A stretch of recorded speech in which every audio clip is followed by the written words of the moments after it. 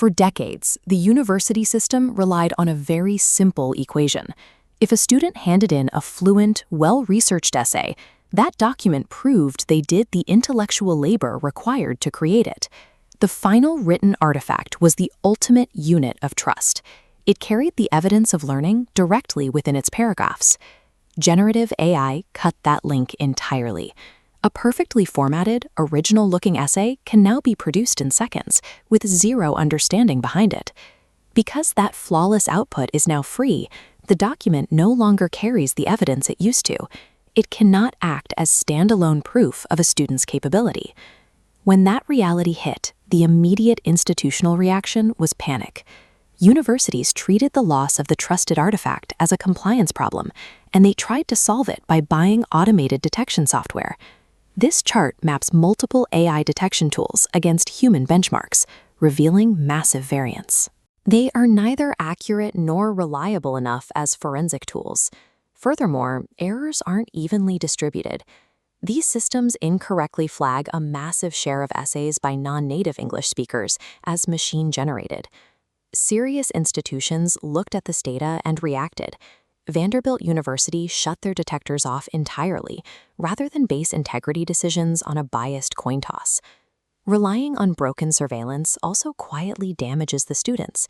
It shifts their motivation away from actually learning the material and trains them instead to focus on avoiding false positives. An integrity regime built on policing the document with mathematically broken tools is defending a position that has already fallen. Fixing this requires a shift in how we approach assessment. Educators have to stop asking whether a student used a particular tool and start asking whether the work reflects genuine understanding. Integrity has to move from being a property of the document to a property of the person. It is the guarantee that the learning is real. The familiar offenses, plagiarism, fabrication, contract cheating, are all variations of the exact same lie. They are attempts to present false evidence that learning happened. When we forget that and focus purely on enforcing the rules of the document, we end up defending the machinery of education while losing the entire point of it.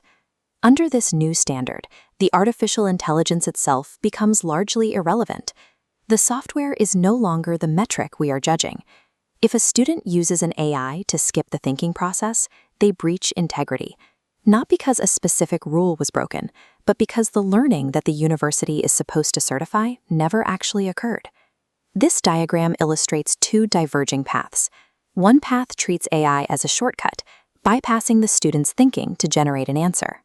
The other path creates a loop, where the machine questions the student and forces them to defend their logic before any text is produced. Teaching students to use the machine as a sparring partner for their ideas is a necessary modern integrity practice. It deepens their grasp of the subject by forcing them to survive a critique before they submit a single word. A student who can verbally defend their argument and answer the hardest objections has real integrity, whether or not a machine helped them draft the text. A student who cannot lacks it completely, regardless of what a detector reports. Moving past automated surveillance requires intentional assessment design. It means designing tasks where the thought process is highly visible. If a student can explain their reasoning and defend their work in a live conversation, they have proven their understanding. At that point, the evidence of learning is direct and undeniable. Because verifying a student's honesty now requires this direct testing of their understanding, the integrity question and the assessment question have effectively become one. True academic integrity is only restored at the exact moment educators begin evidencing the learning directly from the student. Getting this right matters because a university degree is a load-bearing claim.